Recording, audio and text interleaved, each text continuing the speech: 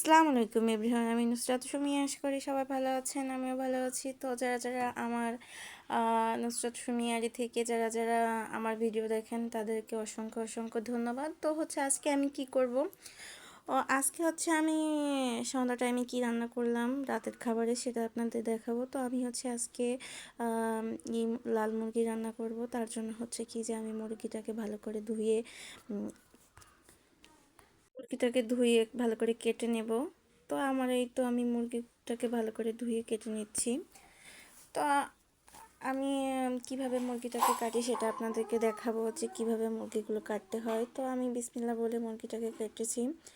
তো মুরগিটাকে এক এক করে আমি সবগুলো পিসগুলো ছাড়িয়ে নেব। ছাড়িয়ে তারপরে এটাকে টুকরা টুকরা করব। তার জন্য কি যে আমি আগে পিঠে থেকে কোপ দিয়ে কেটে নিয়েছিলাম। তারপরে যে গলার কাছ থেকে আস্তে আস্তে করে কেটে নিচ্ছি। তো এরকমভাবে মুরগি কাটবেন।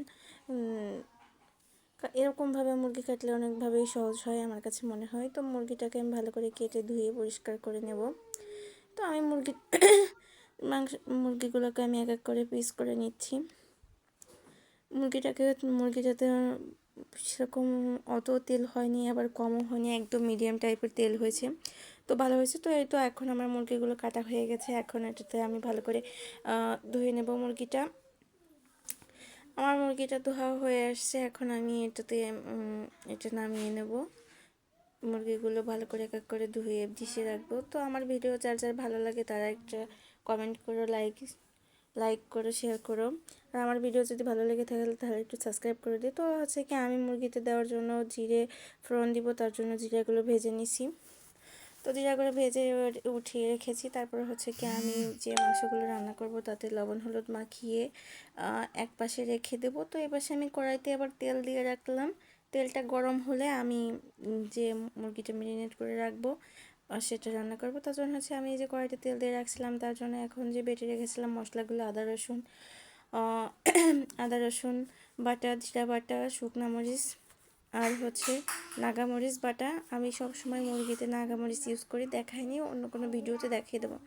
তো এই তো আমি মশলা পাশে কষানো হচ্ছে, তার ভিতরে আমি এই যে মাংসগুলোতে যে লবণ হলুদ মাখিয়ে রেখেছিলাম সেটা দেখালাম।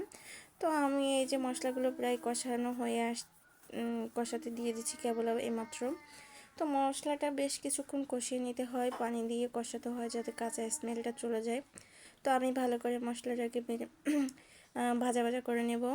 তো তার জন্য কি যে আমি হালকা পরিমাণে একটু পানি অ্যাড করে দেবো। এখানে প্রচুর ধোঁয়া ওঠে রান্নাতে, কার ভিডিওতে কীরকম ধোঁয়া ওঠে সেটাও কমেন্টে বলে দিও। আমার রান্নাতে অনেক ধোঁয়া ওঠে, আমি নতুন ইউটিউবে আমি বুঝি না।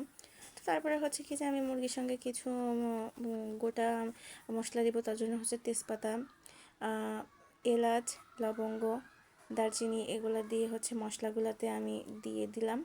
দিয়ে দেওয়ার পর কি যে আমি মুরগির মাংসতে আমি পেঁয়াজগুলো দিয়ে দিয়েছিলাম ওপর দিয়ে। তো এখন একসাথে এটা আমি ঢেলে দিব।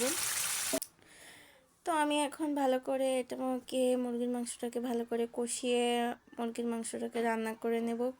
কে কীরকমভাবে মুরগি রান্না করো সেটাও কমেন্টে বলে দিও। প্লিজ আমার চ্যানেলে একটু সাবস্ক্রাইব করে দিও। যদি আমার ভিডিও ভালো লেগে থাকে তাহলে আমাকে একটা সাবস্ক্রাইব করে দিয়ে আমার পাশে থেকো সবাই। একটাই অনুরোধ, আর কোনো কিছুই না। তারপরে এই তো আমার মুরগির মাংসটা ভালো করে কষানো হয়ে আসছে। এরপরে বাবু কি বলে শোনো। হ্যাঁ, এদিকে তাকিয়ে বলো। ভিডিও দেখো, কমেন্ট করে, ভিডিও সাবস্ক্রাইব করে, কমেন্ট করবেন। তোমার আম্মু কি রান্ধিছে? তোমার না আচ্ছা আমরা রান্ধিছে বন্ধু এই যে দেখো